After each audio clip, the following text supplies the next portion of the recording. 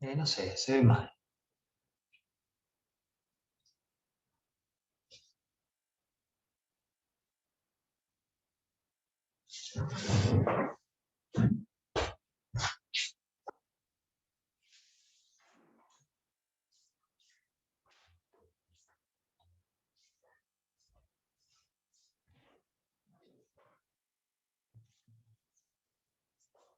Y Danielito, vamos. Ah,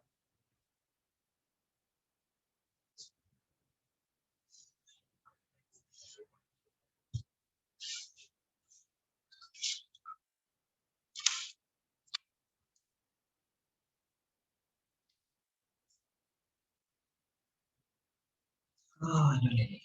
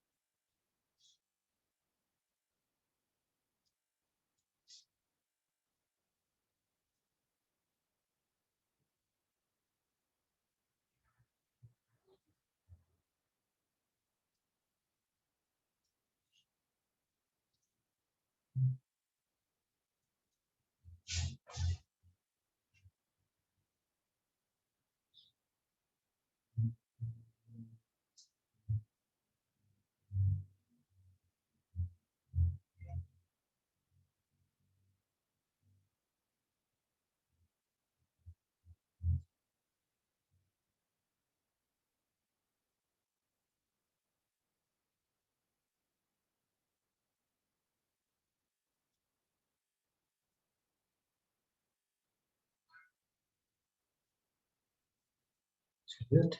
No.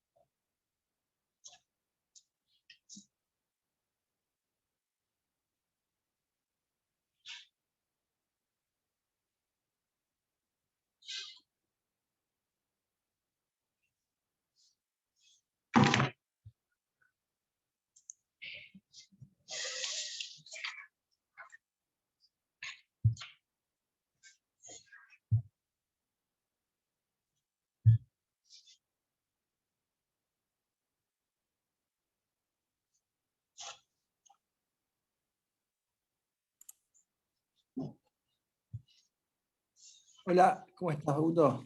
¿Cómo ¿Me anda, escuchás? Daniel? ¿Bien? Muy bien, ¿me escuchás? Sí, yo sí. ¿Usted? Perfecto, ahí estamos. Bueno, perfecto. Espectacular.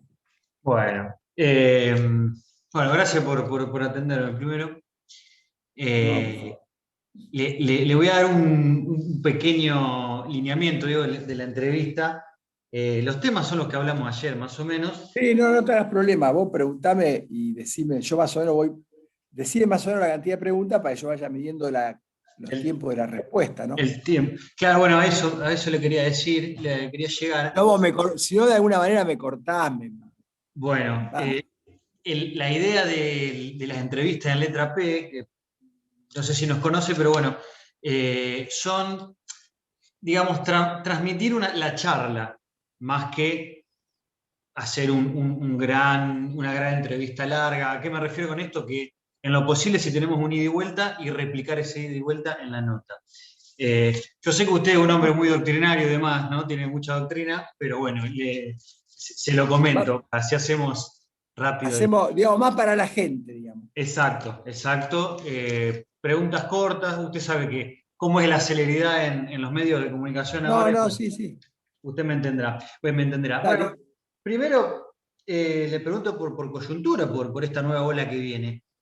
Me imagino que están hablando con los ministros de la Corte y ¿es posible pensar en alguna restricción presencial en el Poder Judicial ante el aumento de los casos? ¿Lo están hablando esto, doctor? Sí, lo tratamos el martes en el acuerdo pasado. Muy brevemente, nosotros hemos logrado un avance bastante importante. Hoy prácticamente el 94% de los escritos de toda la provincia están entrando vía remota a través del sistema CIFE, de modo de que el único inconveniente son algunas audiencias que no se pueden a veces realizar de manera por vía Zoom, precisamente porque en el fuero laboral civil no tenemos un sistema como el fuero penal, es decir, tenemos un sistema de expediente escrito que complica un poco. Pero básicamente estamos viendo de ver el tema de Rosario, el que más preocupa. Estamos con un ingreso de cerca de 5.000, 6.000 personas por día en el edificio Calle Balcarce, lo cual es absolutamente inexplicable, porque hoy existe la posibilidad de poder acceder, los abogados fundamentalmente, a todas las actuaciones y de poder mandar escritos por vía del sistema. Pero bueno, eventualmente evaluaremos implementar el sistema de turnos en Rosario para poder limitar el ingreso de gente. Y lo que sí estamos planteando, y vamos a convocar a la ministra de Salud de la provincia, creemos que hay sectores del Poder Judicial, dejemos de lado la Corte nos autoexcluimos, pero me parece que hay lugares como los juzgados de familia, las defensorías civiles, donde asiste la gente más vulnerable, algunas unidades fiscales y de la justicia penal, que están verdaderamente en un nivel de exposición y de riesgo muy superior a muchos de los grupos que se están vacunando, muy superior. Pensemos que se están vacunando a grupos del área de salud que trabajan con entrevistas por Zoom, no tienen contacto con pacientes, casos psicólogos, por ejemplo. Pensemos que, y entonces queremos plantearle a la ministra, verdaderamente estamos en el decreto nacional como servicio esencial, el Poder Judicial de la provincia ha sido el que más ha trabajado largamente en comparación con cualquier otro poder público del Estado de la provincia de Santa Fe durante el año 2020. Le digo que es incomparable, y de modo que sí queremos proteger a esos, no digo todo el Poder Judicial, pero sí proteger por lo menos a los empleados y algunos jueces y funcionarios que están en esas zonas, digamos, más de trinchera, de contacto permanente, Okay. porque manejan situaciones muy dramáticas que no se pueden programar, que no se pueden otorgar turnos porque son urgencias y que me parece que merecen ser atendidos. Esta es la situación a hoy, Ajá. pero estamos en condiciones de poder seguir funcionando aún en una situación de mayor gravedad, que es lo que se espera en el tema sanitario. ¿Se demoró demasiado la implementación del sistema informático en los últimos años y con esto de la pandemia se quedó un poco expuestos? ¿O cómo analiza, digamos, el sistema informático que usted habló bastante durante el 2020? Expediente Personalmente creo, digital y todo eso. personalmente creo que sí, que el sistema quedó expuesto. Un sistema que tiene una ventaja, se empezó a desarrollar hace muchos años, porque fue una provincia pionera y un poder judicial pionero, pero quedó expuesto, digamos, en cuanto a lo que son los niveles de, digamos, un sistema que permitía una gran capacidad de almacenamiento de datos, pero que no permitía la intercomunicación, es decir, la interactuación con los actores. Y bueno, esto es lo que expuso la pandemia, y bueno, afortunadamente en mucho menos tiempo de lo que uno pensaba se pudo superar. Pero aquí le pongo un punto que es válido incluso para la justicia federal. Sí. Este tipo de sistemas que apuntan al expediente digital no son la solución al problema. El expediente digital y este tipo de sistemas lo que hacen es consagrar una suerte de neoescriturismo, es decir, reemplazar los problemas del expediente de papel por los problemas del expediente informático.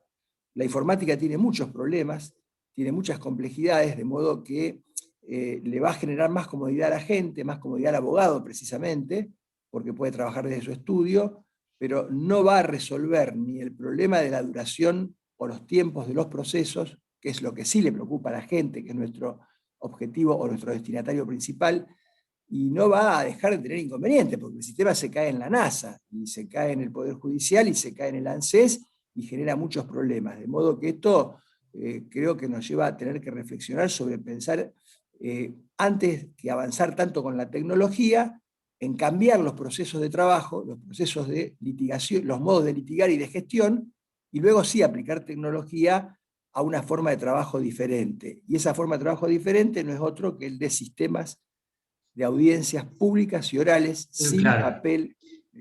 Le iba a decir eso, está apuntando a la oralidad. Entonces, ¿qué es Plena. lo que, o dónde se traba, o quién traba la puesta en marcha del nuevo Código Procesal Civil y Comercial? ¿Usted lo ve Bueno, hoy cercano? depende, Sí. yo creo que sí, que se puede avanzar, hoy depende de la legislatura. La legislatura tiene sus tiempos, la pandemia también ha complicado su funcionamiento, pero creo que hay que avanzar rápidamente en ese sentido. En principio, siempre los cambios generan resistencias, las resistencias son naturales. Los procesos de reforma deben asumir como un problema las resistencias y deben abordar la forma de tratar estas resistencias. Nadie quiere dejar de hacer lo que hacía antes, nadie quiere cambiar su rutina, pero la experiencia del fuero penal, fundamentalmente en Claro. materia de jueces me refiero, Sí, sí. eh, yo les digo a los jueces civiles, hablen con sus compañeros se resistían al cambio, hoy son los primeros en defenderlo, porque les ha cambiado la vida y les ha permitido además resolver muchos problemas y ha permitido ganar mucho en lo que es la trazabilidad de los procesos, es decir, la duración de los procesos, a pesar de que en el fuero penal hay muchos problemas, porque obviamente la reforma debe ser consolidada, monitoreada, gestionada, y Rosario tiene una dinámica, Rosario y Santa Fe en particular, más Rosario, una dinámica de conflictividad penal muy alta. A ver, si nosotros tuviéramos la dimensión de la conflictividad penal de Córdoba, de la ciudad de Córdoba, que es una ciudad parecida, nuestro sistema penal funcionaría como un reloj. Pero aún así, con estas dificultades, si uno lo compara con lo que era el sistema anterior, bueno, no hay indicador donde el sistema nuevo no gane. De modo que... Hay mucha resistencia, usted ve, hay mucha resistencia en los magistrados, por ejemplo, que no se animan a no, dar el no, los paso. magistrados, mire, los magistrados yo creo que el Colegio de Magistrados se ha expedido a favor. Nosotros tenemos la prueba piloto de oralidad civil en Rosario, todos los juzgados civiles y de representación contractual están, las encuestas de satisfacción son notables. Y bueno, esto va acompañado de un cambio cultural y también, cuidado, estos cambios también requieren un fuerte cambio en cuanto a la forma de trabajar en el sentido de asumir que tenemos que empezar a desburocratizar nuestra forma de trabajar. Es decir, aún con todo lo que significa la reforma procesal penal, por ejemplo, uno sigue viendo que en las audiencias hay toda una liturgia de la audiencia, hay toda una burocracia de la audiencia. Bueno, esto es el arrastre de esta contaminación de un sistema escrito, totalmente oscuro, poco transparente, que tuvimos durante siglos. Entonces, aún ya con el nuevo modelo y con todas sus ventajas, igual hay que seguir avanzando y profundizando los cambios porque seguimos arrastrando algunas malas prácticas, que son los grandes riesgos que tienen las reformas, ¿no? Que las distorsiones prácticas terminen anulando los grandes objetivos de este tipo de reformas. Pero en la materia Yo no civil lo es veo, importante. por ejemplo, en agenda todavía, doctor. En la agenda pública, más allá que usted me dice, no, hay prueba piloto en los juzgados civiles, quizás falta eso, de que la política misma lo ponga en agenda y la legislatura dé el siguiente paso. Yo creo que sí, la legislatura tiene algunas cuestiones pendientes. El juicio por jurados populares es otra. Sí. tiene ya media sanción 2 veces, la segunda por unanimidad de diputados. Senadores le hizo perder el primer proyecto, perdió estado parlamentario. Ahora tienen de nuevo un segundo proyecto con aprobación por unanimidad de diputados. El juicio por jurados populares es una necesidad y una reivindicación constitucional y una posibilidad de que el pueblo, que la gente participe en el único poder donde no participa, que es el Poder Judicial. Y tiene pendiente la reforma civil, que es muy importante, y me permito nada más que 30 segundos. Lo penal fue pensado constitucionalmente siempre para pocos casos, para casos muy graves. La justicia, que tiene una gran capacidad de solución de casos, de resolución de conflictos, la justicia que puede construir mensajes de responsabilidad social, de tolerancia, es la justicia civil. Pero eso no se puede hacer si la gente no ve cómo trabajan los jueces, cómo trabajan los abogados, y con un sistema de expediente no lo van a ver nunca. Por eso es importante avanzar en un sistema de justicia pública, oral, transparente, en el fuero civil, porque el fuero civil es el que se ocupa del más alto porcentaje de los conflictos de la ciudadanía. En el día a día cualquier ciudadano lo puede palpar, en lo penal, bueno, uno tiene que cometer Lo penal es para delito. casos más excepcionales, por más que haya una tendencia a querer derivar cada vez más problemas al fuero penal, pero en general lo penal está pensado para casos muy extremos, para situaciones muy graves. Por eso se ha dicho siempre que la legislación penal es de última ratio, pero la justicia civil es la justicia madre, la justicia que tiene la gran posibilidad y capacidad de construir más ciudadanía. Juicios por jurado solamente en materia penal. Por ahora en materia penal. Yo creo que usted sabe que hay países que rigen incluso en materia civil, no solo en Estados Unidos, ¿no? En países de la región. Pero bueno, es importante que se comience por la materia penal y por los hechos más graves, y me parece que además el juicio por jurado permite neutralizar muchas distorsiones del sistema de audiencias públicas y orales, del sistema acusatorio, porque en el juicio por jurado esas distorsiones no se pueden producir. De modo que no solo es importante como reivindicación, como escuela también de construcción de ciudadanía, como escuela cívica, sino que también es importante porque nos va a ayudar a mejorar el funcionamiento del sistema penal. Yo participé, le comento entre paréntesis, de una prueba piloto que hicieron no sé si no era en la Facultad de Derecho, no recuerdo ahora, que había actores que lo practicaban. Estaba Lito Cruz, me recuerdo. Claro, fue acá en la facultad. Estaba el doctor Cuenca, me parece que era el doctor Cuenca. Sí, sí, en la Universidad de Rosario fue. Y fue interesante eso. Hace muchos años. Y lo fundamentaban incluso y todo. Volviendo un poco a lo del Código Procesal Penal, se dice que falta aceitarlo, vamos a decirlo así de forma vulgar, de algunos retoques que el mismo proceso va pidiendo. Últimamente quedó expuesto el tema de los controles hacia los fiscales, por ejemplo. Usted ha hablado de la necesidad de controles cruzados. ¿Me puede explicar cuál es su posición al respecto? Porque se ha hablado demasiado en estos meses. Mire, es un tema complejo porque, a ver, hay que distinguir dos cuestiones. Yo creo que estos procesos de reforma necesitan un fuerte liderazgo político, institucional, mucha gestión y un monitoreo permanente para consolidar, digamos, la reforma, para poder, digamos, medir cómo se van alcanzando los objetivos institucionales de este tipo de sistema, y además para poder ir midiendo debilidades y fortalezas.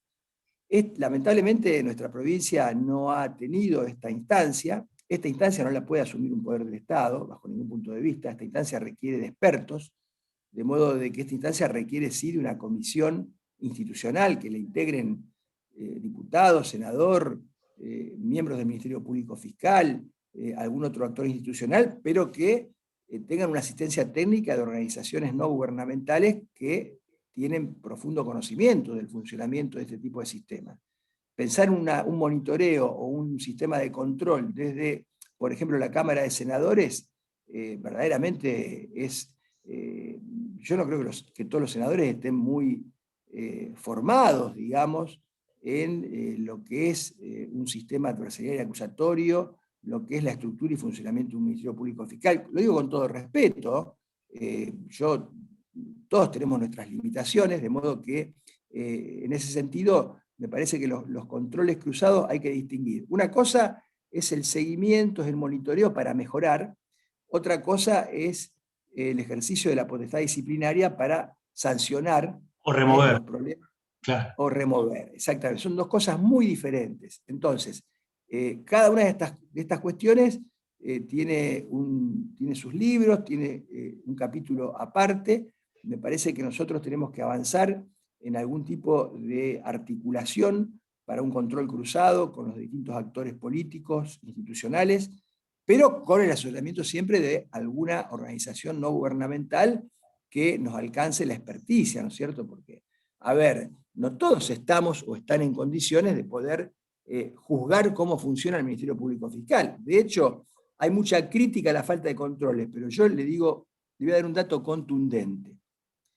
Ninguno de los casos que se han ventilado y se están ventilando en este momento, que involucran, por ejemplo, a fiscales integrantes del Ministerio Público Fiscal en la ciudad de Rosario, ahora en Reconquista, en la ciudad de Rafaela, se hubieran podido ventilar en el sistema de jueces de instrucción. Lo digo, lo afirmo, y al que quiera escucharlo se lo demuestro. Hubieran quedado bajo la alfombra. Este sistema ha posibilitado, por su transparencia, y los controles no han sido tan malos, de que estas situaciones hayan quedado expuestas y que hoy se estén investigando. Convengamos que algunas de estas situaciones que han quedado después y se están investigando no tuvieron un trámite acorde en la legislatura después de la sanción de la ley donde la legislatura asume la potestad disciplinaria, porque hubo fiscales que fueron denunciados y estuvieron 8, 9, 10 meses, siguieron trabajando como fiscales con denuncias muy graves sin que hubiera ninguna medida al respecto. Luego se tomaron alguna medida cuando saltó el problema vinculado a la investigación del juego ilegal y de algunos fiscales en la ciudad de Rosario. Pero lo cierto es que aquí cada uno tiene que asumir su responsabilidad, porque en la última etapa, en los últimos 2, 3 años de funcionamiento del sistema, la potestad disciplinaria, si hablamos ya no del control o monitoreo, sino de la disciplina, la tuvo la legislatura. No la tuvo ni la Corte de Justicia, ni la tuvo tampoco un tribunal de enjuiciamiento. De modo que hay que distinguir las dos cosas. Por un lado, discutir el tema de cómo debe ejercerse el proceso de investigación y enjuiciamiento en casos de responsabilidades funcionales, y por otro lado sí, que es una cuestión de manual, yo lo he planteado reiteradamente, hubo algunos intentos, la necesidad de articular algún tipo de comisión interinstitucional que haga un seguimiento, un monitoreo. Pero perdón, doctor, disculpe, ¿de eso no se encarga la Auditoría General del MPA? Es que la auditoría tiene una función muy específica en la ley. La auditoría no tiene una función exclusiva, ni siquiera una potestad como para... la auditoría, desde la perspectiva de la auditoría, nosotros podemos contar con algunos insumos respecto al funcionamiento del MPA, y además la auditoría obviamente pone en evidencia algunas de estas cuestiones. Pero la reforma es mucho más amplia. Nosotros tenemos problemas serios en las oficinas de gestión. Tenemos problemas serios de agendamientos de audiencias de juicio. Tenemos demoras entre la acusación, la audiencia preliminar, la audiencia de juicio. Entonces, consolidar la reforma no solo implica, porque acá todos piensan en los fiscales, y en la defensa pública no piensa nadie. Y en las oficinas de gestión no piensa nadie. Y en los colegios de jueces, el Colegio de Jueces de Rosario tiene 34 jueces, la misma cantidad de jueces que tenía el sistema viejo. De esos 34 jueces, hoy hay 6 vacantes, representan el 20%, y 2 licencias. Rosario, con el nivel de conflictividad que tiene, está trabajando en primera instancia con 26 jueces. Este es un problema serio, si esto no se asume, y a la política no le interesa esto. Vamos a discutirlo, si con 26 jueces se puede trabajar adecuadamente la cantidad de audiencias que está llevando el Ministerio Público Fiscal a la agenda. Vamos a discutirlo, si me demuestran que se puede, bueno, nos quedaremos con 26 jueces, pero esto forma parte de lo que yo le digo, la necesidad de mejorar, de profundizar, consolidar la reforma, implica un seguimiento que no solo involucra al MPA, involucra a la defensa pública, involucra a las oficinas de gestión e involucra a los colegios de jueces. Para eso, comisión interinstitucional, los poderes del Estado articulados y siempre la asistencia técnica de expertos, porque le vuelvo a repetir, lo digo con todo respeto, yo no puedo creer que todos los diputados, todos los senadores, todos los jueces sean expertos en este tipo de sistemas, para poder ejercer ellos un monitoreo y un sistema de control. Yo no lo creo, sinceramente. Y le hago una pregunta quizá más simplona, pero me va a entender. Entonces, la plena potestad de otro poder, como es la legislatura, para controlar o remover, ¿no sería lo ve como una invasión hacia el otro poder, en este caso el judicial? Miren, yo le voy a contestar. Porque usted me habló de cruzado, pero debería ser más complejo, me está comentando. Le voy a responder, le vuelvo a repetir, diferenciando las dos cuestiones. Una cosa es cómo liderar y en alguna medida gestionar la reforma para que no fracase, para que cumpla sus objetivos, para que no se distorsione. Allí aparece el tema de el control de gestión, la necesidad de una comisión con distintos actores y la asistencia técnica. Otra cosa es el tema disciplinario. El tema disciplinario, yo todavía no ha pasado a voto, tenemos un asunto pendiente en la Corte vinculado a la última ley, por lo tanto yo no podría dar ninguna opinión. Lo que sí yo le puedo decir es que la Corte ya fijó posición respecto de algunas cuestiones centrales en un fallo de la Corte, cuando el procurador Bassó planteó la inconstitucionalidad de las leyes del gobierno de Wiener, vinculados a la ley de organización de tribunales penales, la ley del Ministerio Público Fiscal y la ley de la defensa.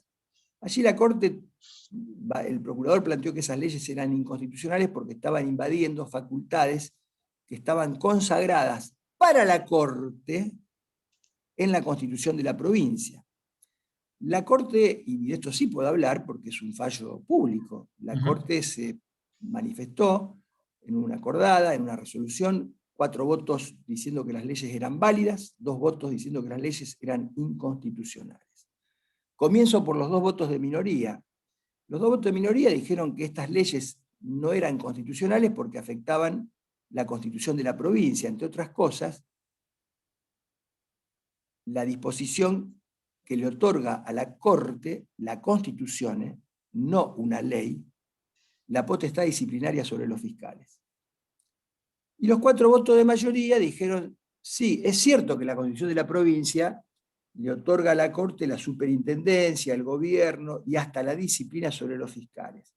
Pero luego de la Constitución de la provincia, 1962, hubo una gran reforma nacional, 1994, y allí se consagró de manera imperiosa la necesidad del sistema acusatorio. El acusatorio va de la mano de un Ministerio Público Fiscal autónomo, y la autonomía de los fiscales es incompatible con que se interfiera desde la Corte con la potestad disciplinaria y se pueda domesticar o disciplinar desde la Corte a los fiscales. Por lo tanto, los 4 votos de mayoría, hasta le diría que resignaron la competencia y potestad disciplinaria que la Constitución de la provincia les asigna, no una ley de la legislatura, lo resignaron en aras a un tribunal de juicio político como el que preveía la ley 13.013.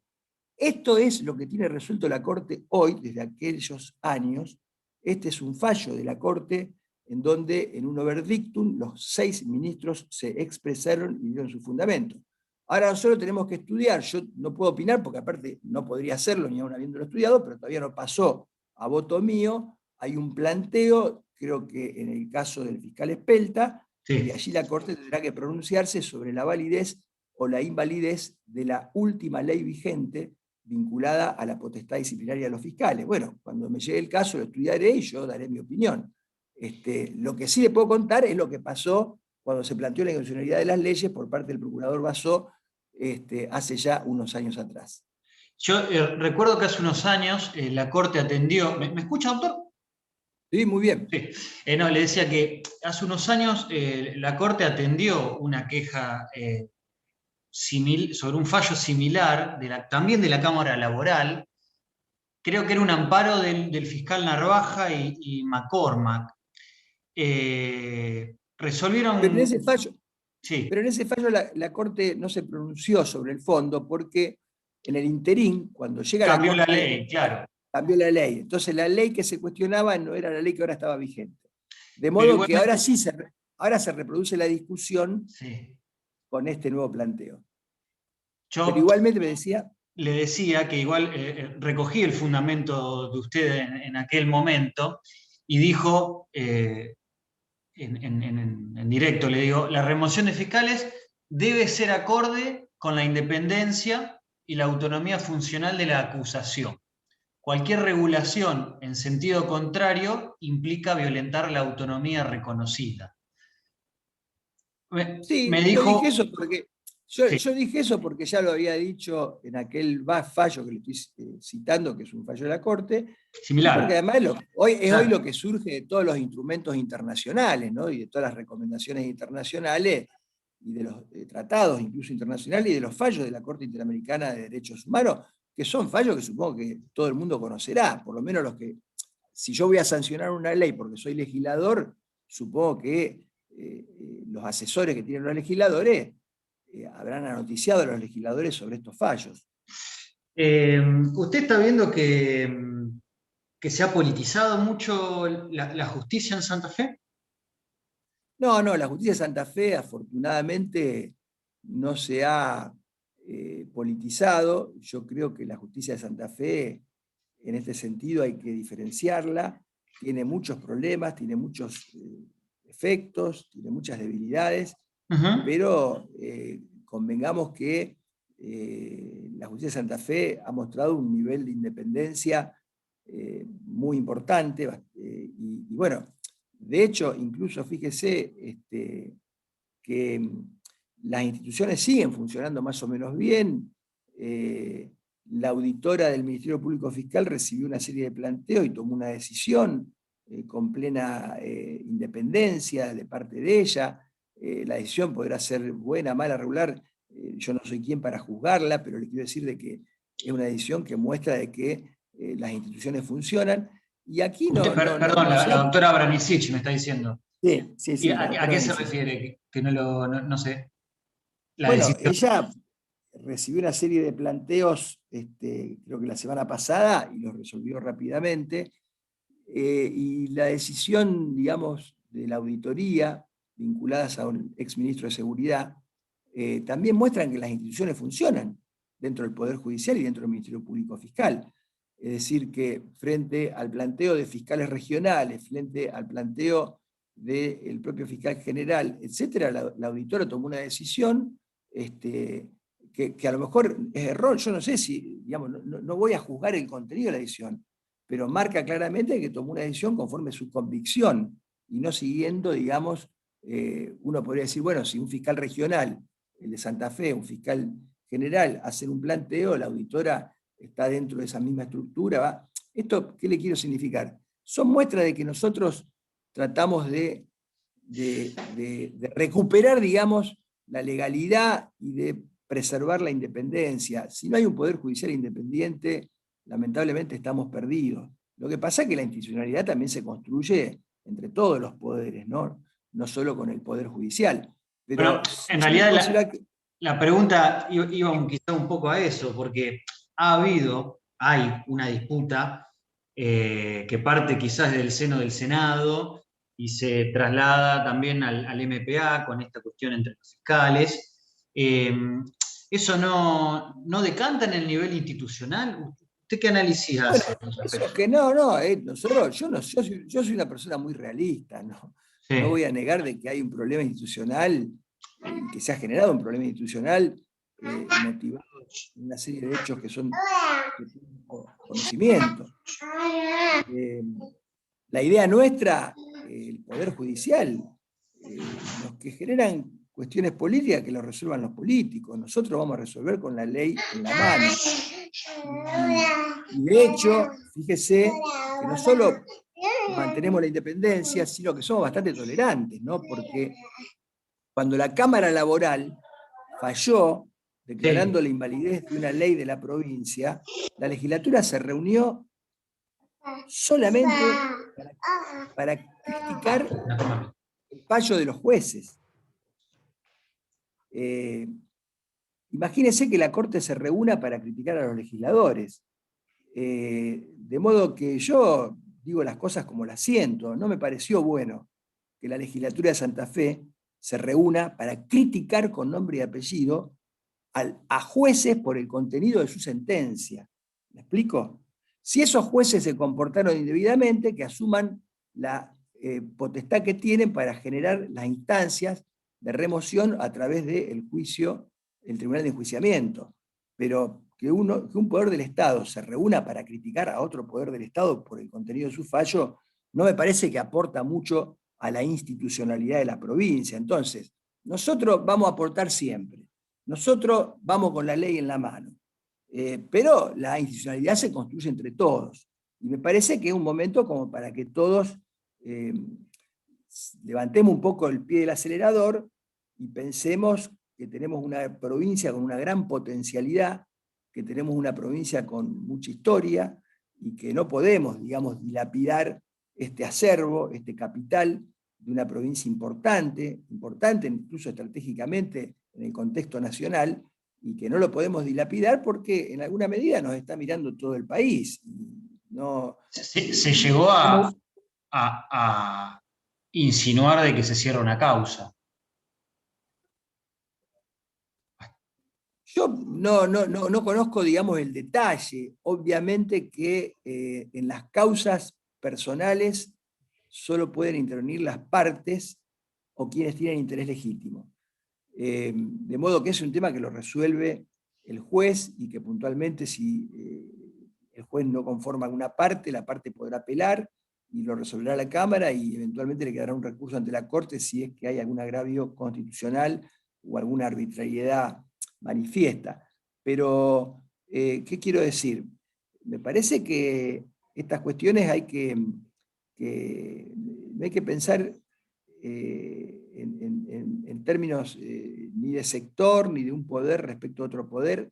Hay que pensar, digamos, nosotros tenemos, yo siempre digo, nosotros tenemos una representación institucional.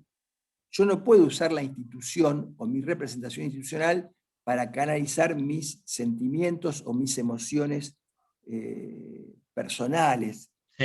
¿Me explico? Entonces, esto me parece que hay que canalizarlo por los carriles que correspondan.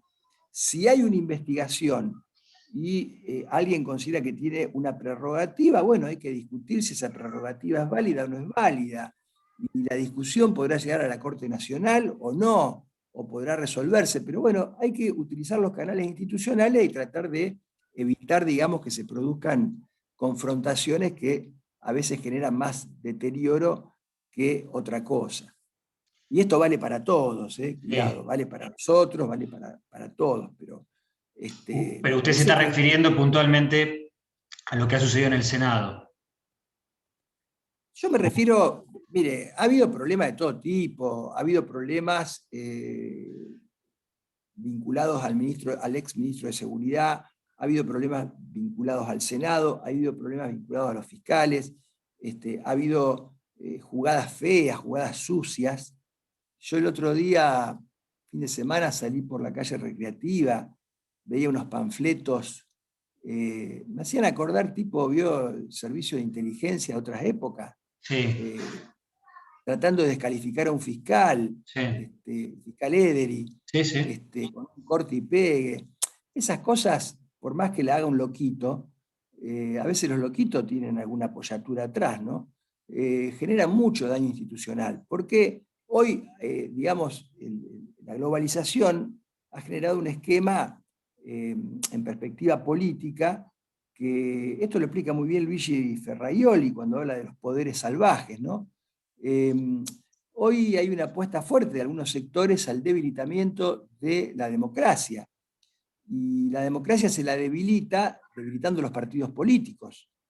Y cuando uno debilita los partidos políticos, lo que está haciendo es debilitar la política. Sí. Entonces, entre que hay una desconfianza de la gente hacia los poderes públicos, un dato de la realidad, hay quienes tienen intereses en incentivar esa desconfianza, en que las instituciones no tengan credibilidad, en tratar de debilitar las instituciones, en tratar de debilitar a la propia política, que la política es una herramienta excelsa de transformación, de cambio para mejorar la vida de la gente, para construir ciudadanía, para generar libertad. Bueno, mientras hay gente que se ocupa de eso, verdaderamente este tipo de cosas que no son obra de un loquito, el loquito las instrumenta, después hay alguien que está atrás, evidentemente, generan un daño institucional muy grande porque la gente tiene una tendencia a creerlo. O sea, Sí. yo cuando vi el panfleto dije, este es el mismo borracho de siempre, pero bueno, pero la gente no sabe quién está atrás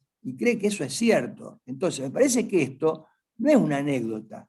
Yo lo menciono porque creo que todos los que defienden la política, con mayúscula, deberían empezar a preocuparse de que estas cosas estén pasando en la provincia y que, por ejemplo, se intente descalificar la actividad de un fiscal de una manera tan soez, de una manera tan deleznable, de una manera tan perversa, le diría tan cobarde, ¿no? Entonces, dejemos que las instituciones actúen. Cada uno tiene sus roles y sus responsabilidades. Y tratemos de tener cuidado. Los límites son feos, pero los límites existen. Los límites hacen a una república. Por eso, en una república, por ejemplo, ¿Y se han no pasado los puede... límites? ¿Está viendo que se están pasando No, los límites? no, pero corremos el riesgo de pasarlos, y por eso los límites en una república son tan importantes que fíjese que por eso la periodicidad de los cargos es una conquista republicana. Nadie se puede morir en su cargo, porque únicamente los reyes se mueren en sus cargos. Entonces, los jueces tenemos estabilidad. Bueno, pero hay un momento que no tenemos que ir, no nos podemos morir a los 95 años siendo juez, porque no somos reyes, no somos monarcas, somos parte de una república, y si bien somos un poder que tiene esta ventaja de la estabilidad para garantizar independencia, la estabilidad no es lo mismo que la perpetuidad en el cargo.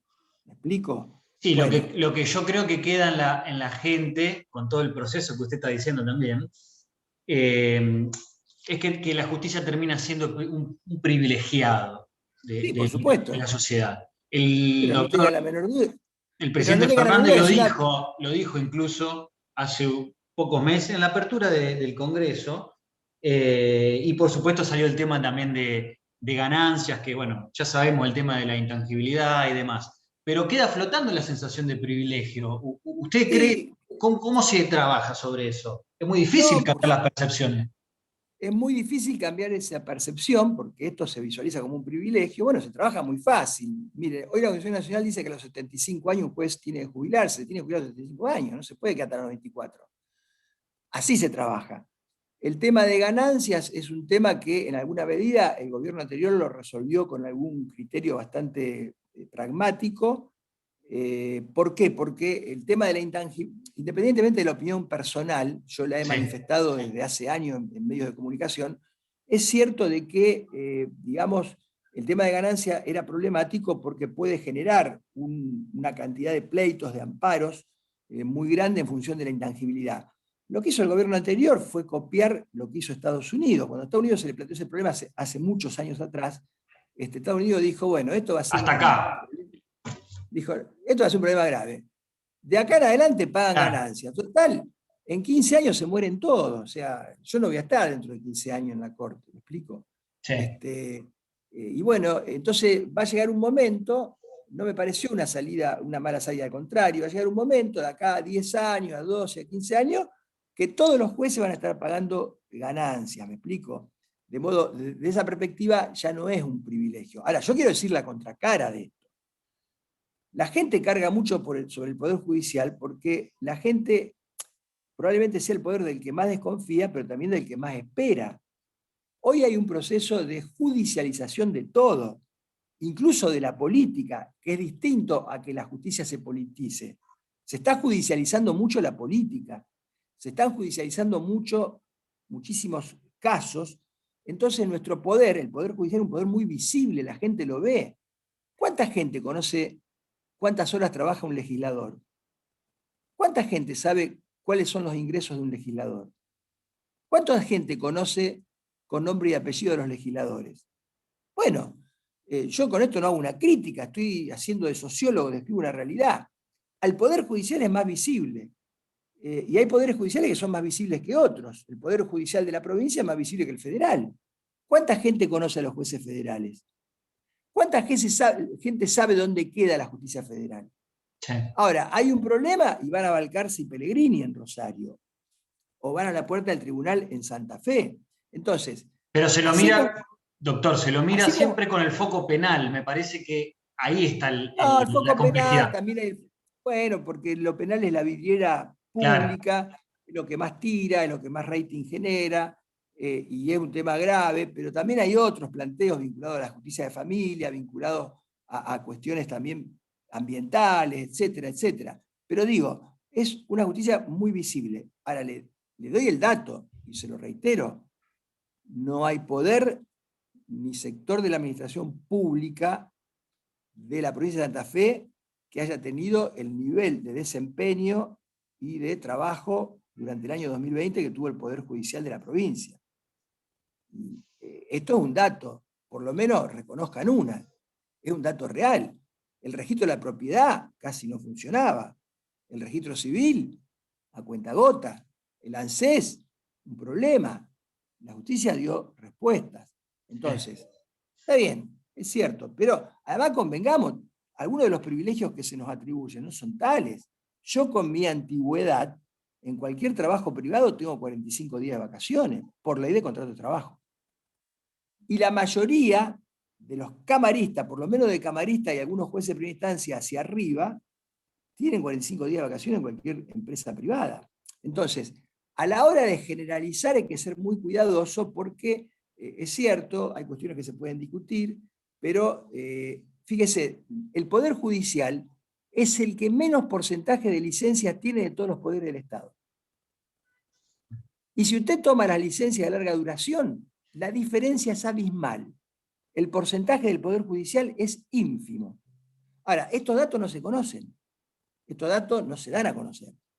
Entonces, y nosotros tal vez tenemos una falla comunicativa, porque no los hacemos conocer. ¿Me explico? posiblemente, posiblemente, claro. Exacto. Ahora estamos trabajando, el presidente de la Corte ha tomado una iniciativa muy importante con la Corte, vamos a tratar de ayornarnos a los tiempos que estamos viviendo, vamos a tener nuestro canal de YouTube, Twitter y todas las herramientas que nos van a permitir a nosotros no depender de los medios estrictamente tradicionales, ortodoxos, Interesante. sino poder llegar, digamos, a la gente permanentemente, porque tenemos un cúmulo de información que nos va a permitir suministrar información importante, diaria, permanente, de modo que vamos a poder establecer un canal de comunicación con la gente que creo que también va a servir para empezar un poco a legitimarnos frente a la sociedad. Sí, sí, sí, sí, sí. Bueno, muy interesante. Eh, por último, ¿cómo es integrar un poder tan importante como el de la Corte Suprema? Porque veo que, bueno, ustedes tienen que tratar, tienen que acordar, tienen que sostenerse en un cuerpo en que, digamos, hay muchas opiniones distintas, hay muchos perfiles distintos y es la máxima jerarquía del Poder Judicial. ¿Cómo lo ve? Le digo desde de su percepción simple, ¿no? Yo lo veo, a ver, la Corte tiene un importante poder en lo que es el gobierno del Poder Judicial. Y luego, obviamente, es la última instancia, pero la Corte tiene una competencia, si se quiere, bastante estrecha, porque, digamos, no es un tribunal que puede abocarse de inicio a los problemas, ni que va a resolver todos los conflictos que hay en materia laboral, civil, penal, contencioso administrativo. De esa perspectiva, le diría que a veces tiene más poder un juez de primera instancia que un juez de la Corte. Pero la Corte es como que la última garantía, digamos, frente a una sentencia arbitraria o a una sentencia que esté violando algún principio o garantía constitucional. Pero reivindico mucho lo que es la responsabilidad de gobierno y de gestión que la Corte tiene, y en esto sin duda tenemos miradas diferentes, pero tenemos mucho diálogo, buscamos construir consensos, y cuando no hay consensos, marcar las diferencias. Y la Corte de Santa Fe, yo le quiero decir algo, mire, a mí me propuso el gobernador Obey, yo ni lo conocía, habré estado con él 8 veces por cuestiones protocolares cuando tenía desempeño universitario, digamos, desempeño en gestión universitaria, ¿no? Como profesor, Sí, sigo siendo profesor. sí, sí. Mire, nunca ningún gobernador, y ya van 3 gobernadores, ningún gobernador, ningún ministro de Justicia, ningún secretario de Justicia, y van gobiernos de distintos signos, levantó el teléfono para pedirme algo. Y creo que a mis colegas, no puedo hablar por ellos, pero les diría que en alguna medida tampoco. A mí personalmente, esto se lo digo con todas las letras. De ¿Y modo que eso, nosotros qué significa? que ¿Que es tenemos, sano? que tenemos libertad, que es sano, que por eso digo, me da pena cuando uno ve estas cuestiones que están poniendo un poco o generando una crisis institucional, que hay que salir rápido de esto, porque no es muy común esto. Cuidado, yo no quiero con esto hacer comparaciones, pero bueno, imagínense si tenemos que hablar de Comodoro Pi, ¿no? Mm.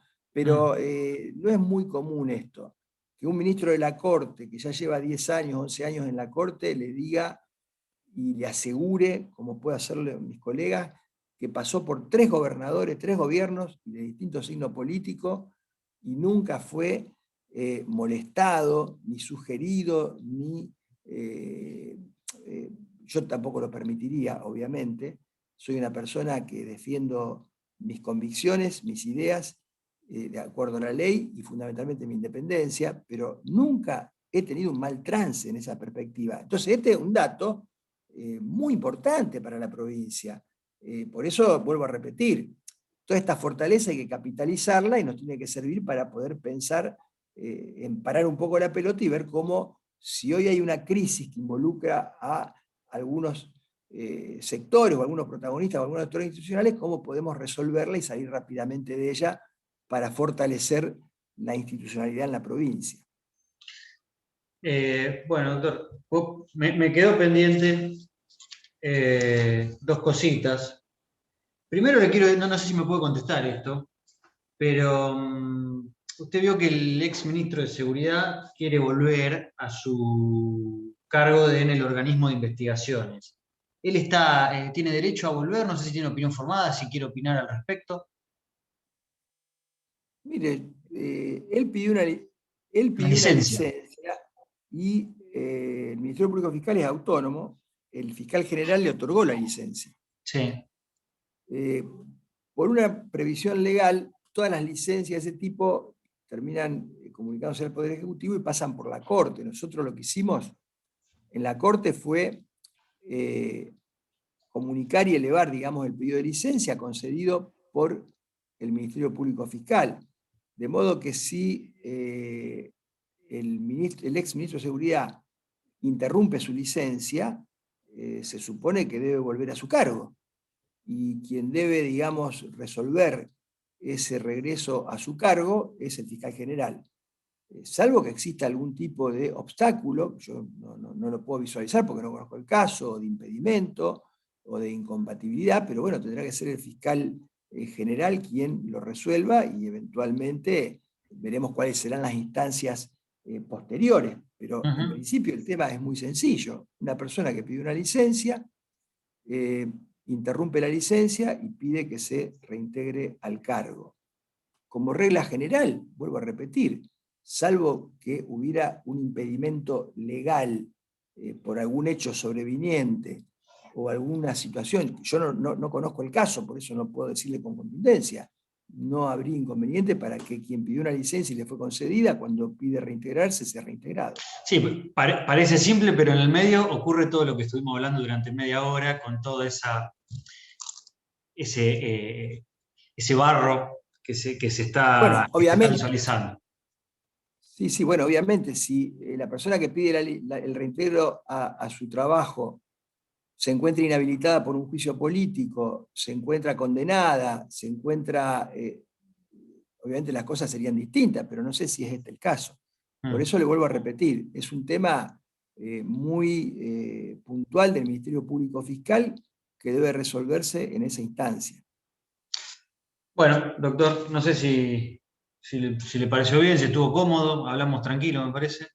Sí, no, yo no tengo problema. Te agradezco mucho, muy buenas preguntas. No sé si vos me dijiste dos preguntas más. Sí, sí, me había quedado, en realidad, yo le confieso que vi su intervención cuando se hablaba del procurador, ahora unos meses, el Senado lo convocó a charlar sobre Sí, la periodicidad, sobre varios aspectos. Y en un momento usted dijo, a ver si que me lo había anotado, bueno, no recuerdo ahora, pero decía que el procurador del Ministerio Público Fiscal de la Nación debía tener trabajar más mancomunadamente con la justicia provincial, porque había delitos que son federales que de alguna forma los termina resolviendo la justicia provincial. Por ejemplo, tema termina todo en las calificaciones de asociación ilícita y no es lo que corresponde quizás. Por lo tanto, le quería preguntar si hace falta un pie más de la justicia federal en esos temas. sí, sin ninguna duda. Mire, justamente en una reunión que tuvimos el día de ayer con el presidente Ujú. de la Corte, estábamos hablando de este tema y Sí. de nosotros generar algunas instancias con la Justicia Federal de Rosario. Y creo que desde la Procuración de la Nación, obviamente, acá usted mencionó muy brevemente, ¿no? El tema del lavado es un tema Claro. complejo. El lavado generalmente es la forma de incorporar al mercado legal dinero proveniente de mercados ilegales. Normalmente la fuente de ese dinero, esos mercados ilegales son el tráfico no solo el tráfico, sino también, nosotros tenemos, por ejemplo, en Rosario, un mercado minorista enorme, porque es El una ciudad, microtráfico, claro. porque es una ciudad con mucho consumo, lo cual genera un volumen de dinero tremendo. Una investigación de la UNR de hace 3 años atrás calculó en cerca de 70 millones de dólares. Ese dinero en algún lado va, en algún lado florece, digamos. También el dinero sucio proviene de tráficos de escala, de tráficos ilegales vinculados a la trata de personas, vinculados al tráfico de armas, vinculados, bueno, obviamente a la evasión impositiva, vinculados a la corrupción.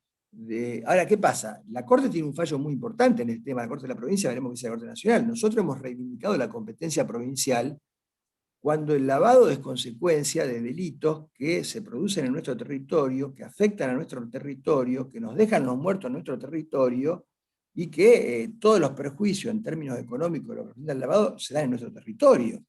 Nosotros hemos reivindicado esa potestad para nosotros, lo cual en alguna medida también refuerza esta idea de un trabajo más mancomunado entre provincia y nación, y fundamentalmente en una provincia que tiene niveles de economía informal muy altos, cerca del 60-70%, lo cual hace que este negocio ilícito, digamos, sea mucho más favorecido.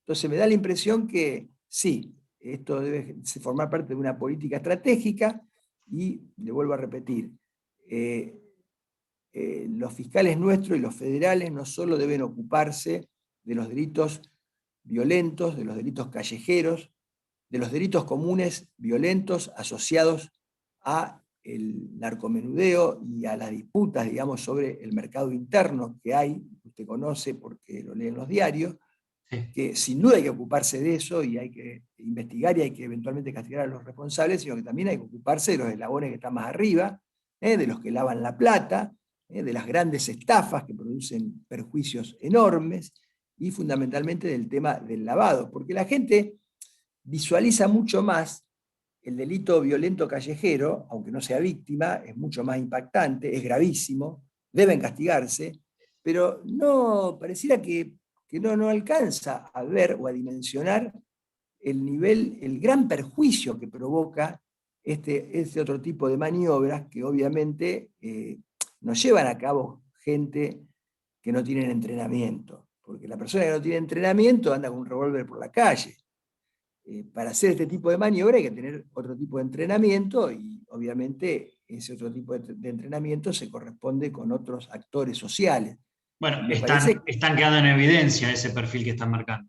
en estos Claro, días. entonces yo creo que este es uno de los grandes desafíos de los nuevos sistemas de justicia penal y de las reformas estas que se están llevando a cabo en todo el país, y fundamentalmente la nuestra en Santa Fe. Uno de los grandes desafíos es precisamente romper la selectividad estructural de los sistemas penales, romper con esto de hacer siempre lo mismo, que es lo más fácil, que es ir siempre sobre el mismo sector de la delincuencia, Claro. sobre el delito violento callejero, que hay que combatirlo, que hay que perseguirlo, que eventualmente si hay juicio y es culpable hay que castigarlo, pero que no puede dejar de ir acompañado al mismo tiempo de la persecución de este otro tipo de hechos que tienen un nivel de lesividad muy grande, incluso para la economía de la provincia y del país.